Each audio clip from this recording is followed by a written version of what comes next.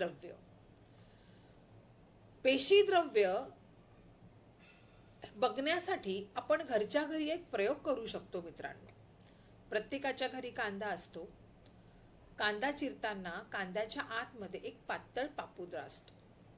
तो पातळ पापुद्रा जर आपण उजेडामध्ये बघितला तर त्या पातळ पापुद्र्यामध्ये आपल्याला अशा षटकोनी असे कंपार्टमेंट्स दिसतात आणि आयताकृती हे कंपार्टमेंट जर आपण बघितले तर आणि त्याच्यामध्ये आपल्याला कांद्याच्या पापुद्र्यामध्ये असणारे छोटे छोटे केंद्रकही दिसतात.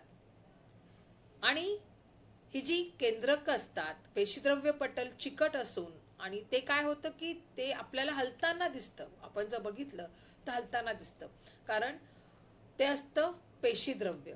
पेशीद्रव्य हा चिकट पदार्थ असून तो सतत हालचाल करत असतो आणि त्याच्यामध्ये ही पेशी अंगक प्रत्येक ठिकाणी विखुरलेली असतात. आपण ही जी पेशीची रचना आहे, ही रचना आपल्याला बघण्यासाठी आपल्याला इलेक्ट्रॉन मायक्रोस्कोपचा वापर करावा लागतो.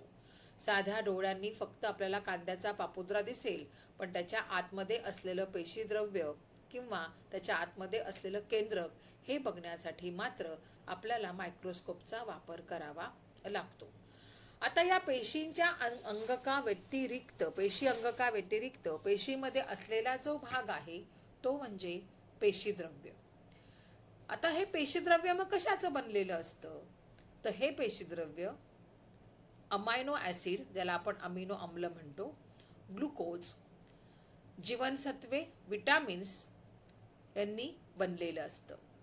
मोठ्या केंद्रीय रिक्तिकेमुळे वनस्पती पेशीत पेशीद्रव्य कडेला सरकलेलं असतं. आपण मी आधीच सांगितलं की आपण जेव्हा रचना बघितली, जेव्हा आपण वनस्पती पेशीची रचना बघितली, मी तेव्हा तुम्हाला सांगितलं की वनस्पती पेशीमध्ये जी रिक्तिका असते ती मोठी असते आकाराने. त्यामुळे त्या रिक्तिकेच्या मुळे पेशीतलं, वनस्पती पेशीतलं जे केंद्रक असतं ते केंद्रक हे कडेला सरकलेलं असतं. आणि पेशीद्रव्यांपेक्षा, वनस्पती पेशीतील पेशीद्रव्यापेक्षा प्राणी पेशीतील पेशीद्रव्य हे अधिक कणयुक्त आणि दाट असतं. ही झाली आपली पेशीमध्ये असणारे जे घटक आहेत त्या घटकांची माहिती. यानंतर आपण आता धड्याचा जो महत्वाचा पार्ट आहे तो म्हणजे पेशी अंगक याकडे जाणार आहोत. मी तुम्हाला आधीच सांगितलं की जसं आपल्या शरीरामध्ये वेगवेगळी अंगक, हात, पाय, कान, नाक, डोळे हे असे असतात की जे आपल्या शरीरासाठी आवश्यक असतात, तसे पेशींमध्ये सुद्धा ही जी पेशींची अंगके असतात ही पेशींसाठी अवयवासारखं काम करतात.